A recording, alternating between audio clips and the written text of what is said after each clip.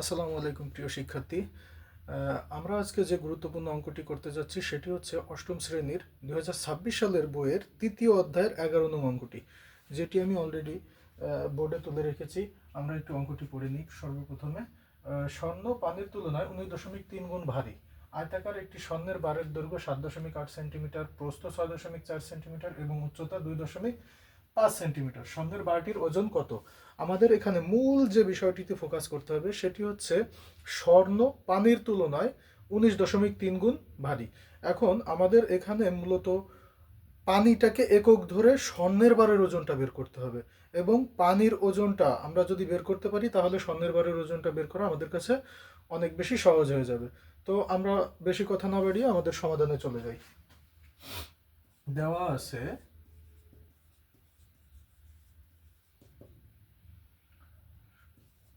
বারের দৈর্ঘ্য সমান 7.8 সেন্টিমিটার, বারের প্রস্থ সমান 6.4 সেন্টিমিটার, বারের উচ্চতা সমান 2.5 সেন্টিমিটার। আমাদের যেহেতু দৈর্ঘ্য, প্রস্থ এবং উচ্চতা দেওয়া আছে, তাহলে আমরা এখান থেকে খুব সহজেই আয়তনটা বের করে নিতে পারবো। তাহলে অতএব বারের আয়তন সমান 7.8 গুণ 6.4 গুণ 2.5 এত ঘন সেন্টিমিটার হবে। আমরা জানি আয়তন কথাটির সাথে ঘন কথাটি থাকে, যেমন ক্ষেত্রফল কথার সাথে বর্গ কথাটি সব সময় থাকবে। আমরা একটু গুণ করে নিতে পারি। 7.8 গুণ 6.4 গুণ 2.5। আমাদের এটা গুণ করলে আসে 124.8 ঘন সেন্টিমিটার। 124.8 ঘন সেন্টিমিটার। এখন আমি একটু আগেই একটি কথা বলেছি যে এখানে আমাদের পানির ওজনের সাথে আমাদের স্বর্ণের বারের তুলনা করতে হবে, স্বর্ণের বারের ওজনকে তুলনা করতে হবে।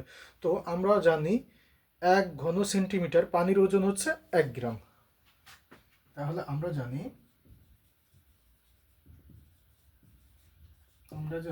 1 ঘন সেন্টিমিটার পানির ওজন 1 গ্রাম। তাহলে অতএব 124.8 ঘন সেন্টিমিটার পানির ওজন 1 গুণ 124.8 এত গ্রাম। 1 দিয়ে গুণ করলে মান যেটা সেটাই থাকবে 124.8 গ্রাম। এখন আমরা অঙ্কের একদম শুরুর দিকে যদি একটু লক্ষ্য করি, এখানে লেখা ছিল স্বর্ণ পানির তুলনায় 19.3 গুণ ভারী। তাহলে আমার এখানে যেহেতু স্বর্ণ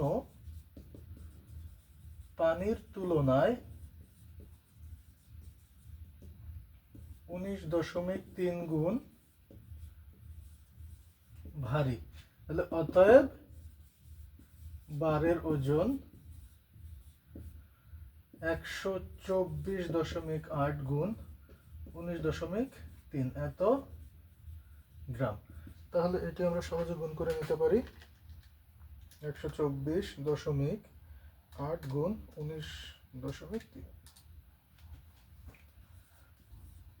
2408.64 গ্রাম। 2408.64 গ্রাম। এটি আমাদের কাঙ্ক্ষিত উত্তর।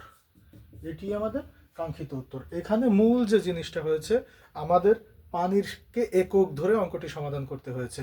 তো আমরা আশা করি অঙ্কটি বুঝতে পেরেছি। সবাইকে এ পর্যন্ত ধন্যবাদ জানিয়ে শেষ করছি। আসসালামু আলাইকুম।